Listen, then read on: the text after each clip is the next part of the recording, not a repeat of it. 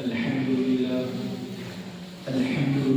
وكفى وسلام على عباده الذين اصطفى. أما بعد فأعوذ بالله من الشيطان الرجيم. بسم الله الرحمن الرحيم. إنما الصدقات للفقراء والمساكين والعاملين عليها والمؤلفة قلوبهم وفي الرقاب والغارمين وفي سبيل الله وابن السبيل فريضة من الله والله عليم حكيم.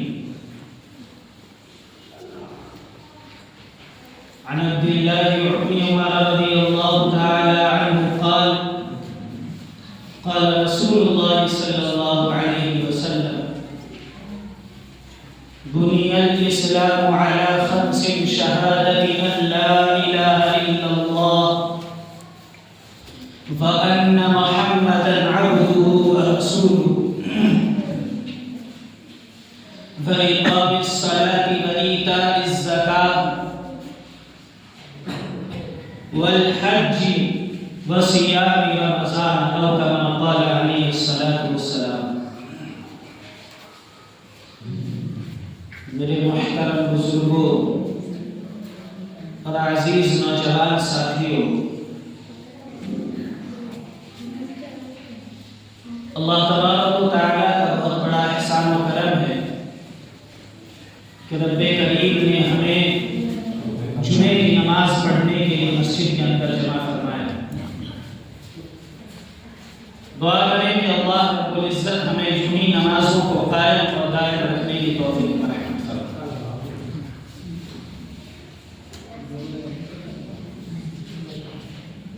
حضرت عبداللہ بن عمر رضی اللہ عنہ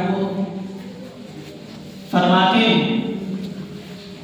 کہ حضور اکرم صلی اللہ علیہ وسلم نے فرمایا: اسلام کی بنیاد 5 چیزوں پر ہے. پہلی چیز شہادتی اللہ الہ الا اللہ وان محمد رسول اللہ. پہلی چیز اس بات کی گواہی دینا کہ اللہ تبارک و تعالیٰ کے علاوہ کوئی ذات عبادت کے لائق نہیں، اور ساتھ ہی ساتھ اس بات کی بھی گواہی دینا کہ جناب محمد عربی صلی اللہ علیہ وسلم اللہ رب العزت کے بندے اور اس کے رسول ہیں. اسلام کی دوسری بنیادی چیز اقام الصلاۃ، نماز کو قائم کرنا. تیسری بنیادی چیز ایتاء الزکاۃ، زکوٰۃ کو ادا کرنا. چوتھی چیز والحج، اللہ تبارک و تعالیٰ کے گھر کا طواف یعنی کہ حج کرنا. اور پانچویں چیز وصیام رمضان، رمضان مبارک کے روزے رکھنا. یہ پانچوں چیزیں اسلام کی بنیادی چیزیں، یعنی کہ آدمی کا ایمان، آدمی کا اسلام اور دین انہی 5 چیزوں پر ٹکا ہوا. ان میں سے ایک چیز ہے ایتاء الزکاۃ، زکوٰۃ کا ادا کرنا. جس طریقے پر مسلمان ہونے کے لیے یہ بات ضروری ہے کہ آدمی ایک اللہ کی عبادت کرے،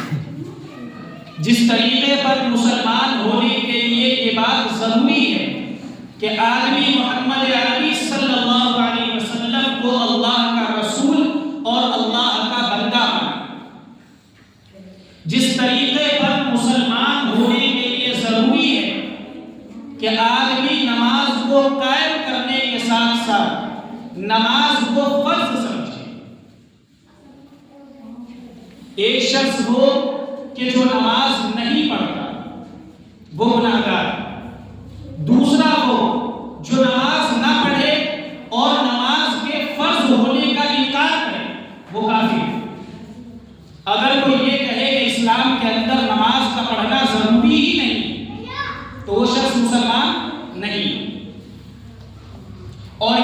مسئلہ ہے زکات کا، روزے کا اور حج کا۔ ایک وہ آدمی جو زکات ادا نہ کرے وہ گناہگار، اور جو یوں کہے کہ زکات صاحب نصاب ہونے کے بعد بھی ہم پر فرض نہیں ہے، وہ شخص دائرہ اسلام سے باہر۔ تو گویا کہ منکرین زکات کا انکار کرنا آدمی کو اسلام کے دائرے سے باہر کر دیتا ہے، اور زکات کا ادا نہ کرنا یہ آدمی کو گناہگار بناتا ہے۔ زکات کے بے شمار مسائل ہیں، پیچیدہ مسائل ہیں، ہمیں چاہیے کہ ہم ان تمام مسئلوں کو معلوم کر کے اپنے مسئلے کے مطابق علماء کرام سے، مفتیان کرام سے، مساجد کے اماموں سے معلوم کر کے اپنی زکاتوں کو ادا کریں، کیونکہ اسلام کے اندر زکات کا ادا کرنا اس طرح فرض ہے جس طرح نمازوں کا پڑھنا فرض ہے۔ اسلام کے اندر زکات ادا کرنا اس طرح فرض ہے جس طرح رمضان المبارک کے روزے فرض ہیں۔ لیکن بعض جگہوں پر بہت سے ایسے لوگ ہیں،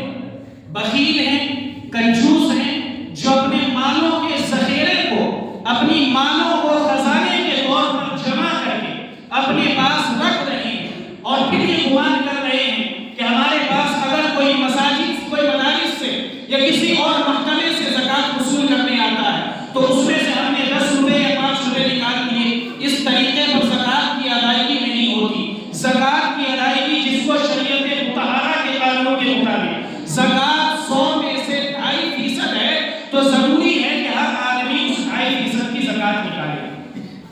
ہر آدمی اس 40ویں حصے کو نکالے۔ اگر کسی آدمی کے مال کی زکات آدھی نکل جائے گی اللہ کے راستے میں اور آدھی اس کے پاس جمع رہ جائے گی، تو جو آدھا مال اس کے پاس جمع رہ گیا ہے، کل قیامت کے دن قرآن کریم کہتا ہے سَيُطَوَّقُونَ مَا بَخِلُوا بِهِ يَوْمَ الْقِيَامَةِ۔ آدھا مال اگر تمہارے پاس رہ گیا، تم نے زکات نہیں دی، یا مکمل مالوں کی تم نے زکات نہیں دی ہے، سَيُطَوَّقُونَ مَا بَخِلُوا بِهِ يَوْمَ الْقِيَامَةِ، تو کل قیامت کے دن تمہارا یہی مال تمہارے گلے کے اندر توپ بنا کر کے ڈالا جائے گا۔ اللہ کے رسول صلی اللہ علیہ وسلم نے فرمایا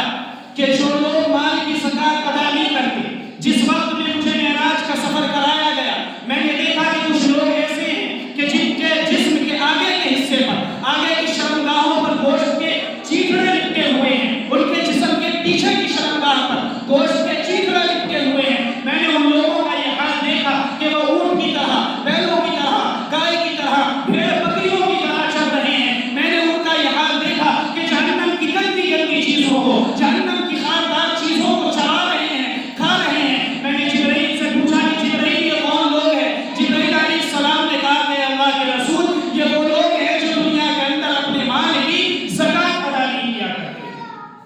یہ ایسے لوگوں کا انجام ہے۔ حضرت ابو ہریرہ رضی اللہ عنہ فرماتے ہیں کہ حضور اکرم صلی اللہ علیہ وسلم نے فرمایا کہ جو شخص اپنے مال کی زکات ادا نہیں کرتا، کل قیامت کے دن ایسا اس کا یہ عالم ہوگا کہ اس کا وہ مال جو اس نے اس دنیا کے اندر جمع کر کے رکھا ہے، ایک زہریلے ناگ کی شکل میں اس کے پاس آئے گا، اور ایسا زہریلا ناگ کہ جس کے سر کے بال اڑے ہوئے ہوں گے، سر کے بال جھڑے ہوئے ہوں گے، جس کی پیشانی پر، جس کی آنکھوں کے اوپر 2 سفید نشان ہوں گے، اور وہ زہریلا ناگ اس کے گلے کے اندر لپٹ جائے گا، اس کی دونوں باجھوں کو کھائے گا، دونوں کندھوں کو، دونوں ہاتھوں کو کھائے گا، اور پھر وہی زہریلا ناگ اس سے یہ بات جتلائے گا، اس سے کہے گا کہ میں تیرا وہی مال ہوں جو تم نے دنیا کے اندر جمع تو کیا لیکن اللہ کے راستے میں خرچ نہیں کیا۔ اللہ کے رسول صلی اللہ علیہ وسلم نے فرمایا کہ جو لوگ مال کی زکات ادا نہیں کرتے، کل قیامت کے دن ان کے مالوں کے ذریعے سے ان کی پیٹھ کو، ان کی پیشانی، ان کے ماتھے کو اسی مال کے ذریعے سے داغا جائے گا۔ قرآن کریم کہتا ہے یوم یحمى علیہا فی نار جہنم، کہ جو مال دنیا والوں تم نے اپنی اس زندگی کے اندر جمع کر کے رکھا ہے، کل قیامت کے دن تمہارے اسی مال کو ہم جہنم کی آگ میں تپائیں گے، دہکائیں گے، گرم کریں گے، اور پھر اسی مال کے ذریعے سے فتویٰ بہا جباہہم، تمہارے پہلوؤں کو، تمہاری پیٹھ کو،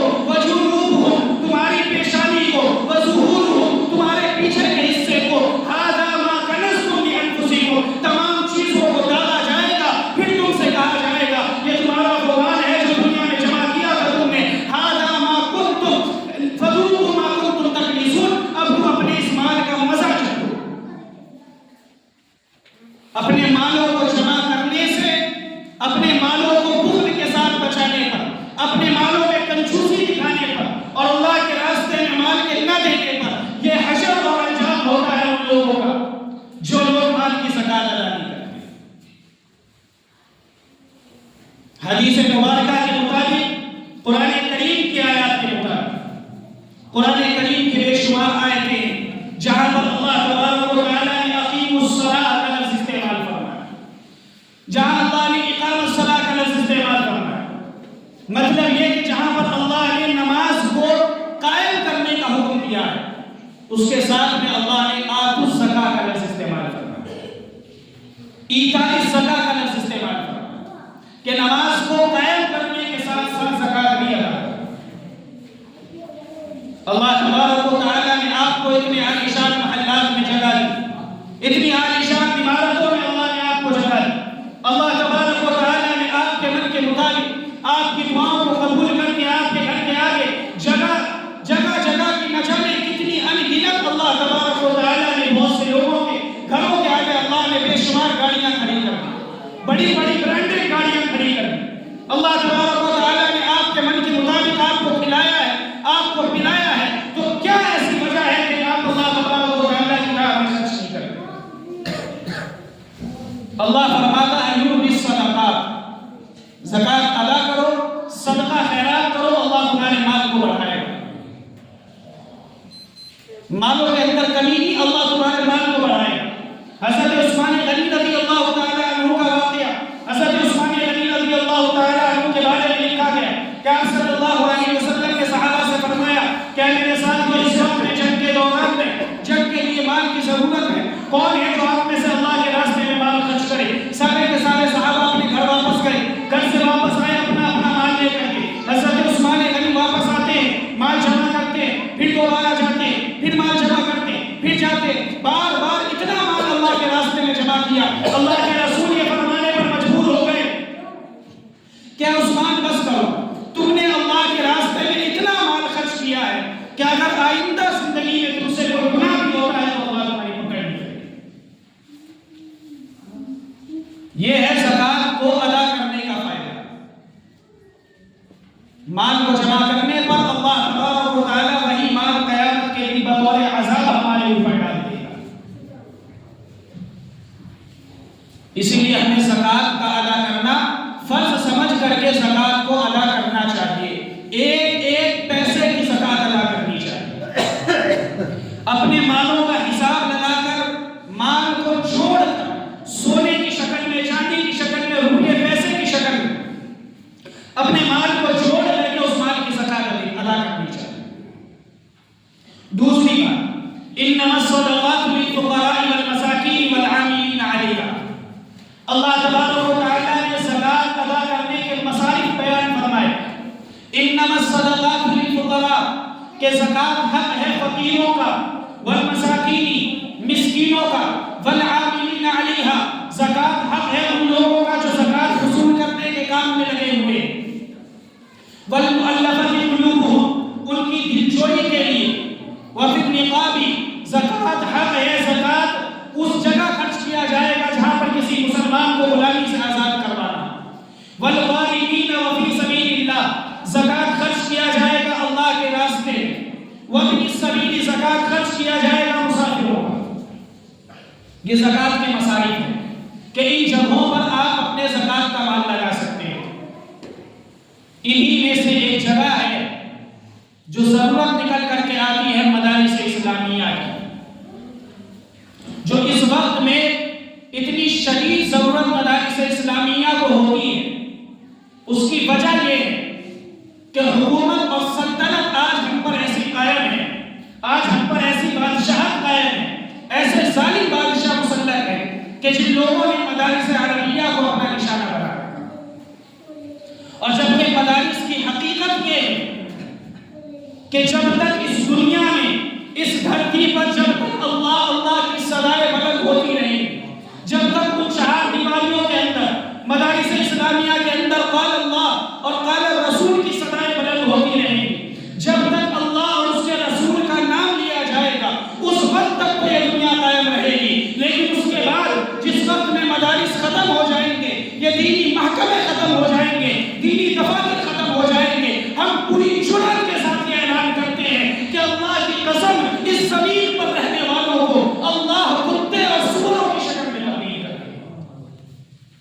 مدارس اسلامیہ وہ راہ اور وہ راستے ہیں کہ جن راستوں پر گرنے والی سیاہی بھی آسمان پر نور بن کر چمکتی ہے۔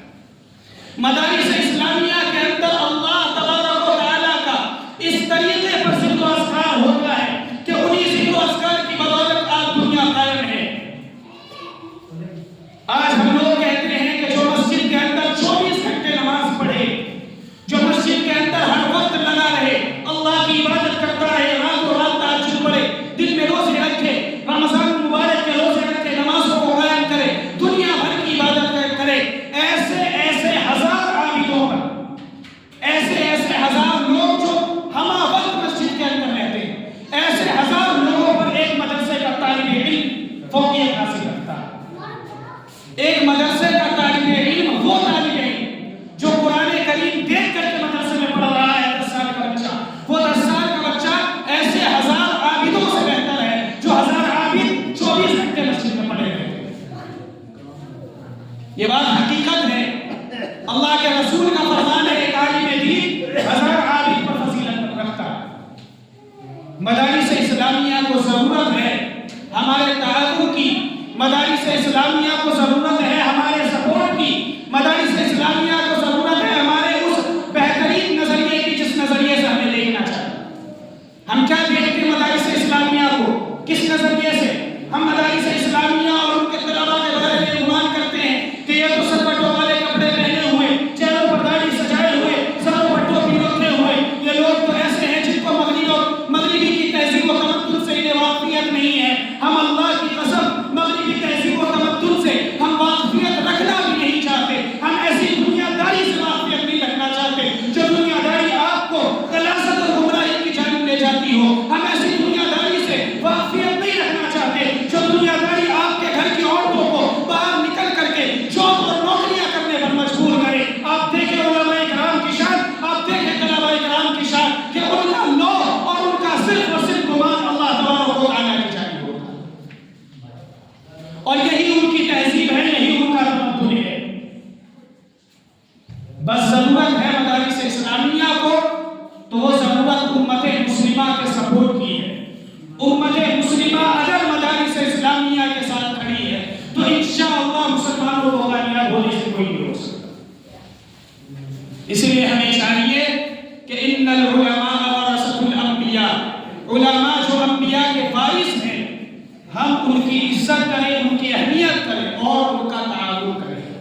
اپنے مالوں کی زکات ادا کریں، مدارس اسلامیہ میں لگائیں، اپنے مال کا مصرف مدارس اسلامیہ کو ہی سمجھیں،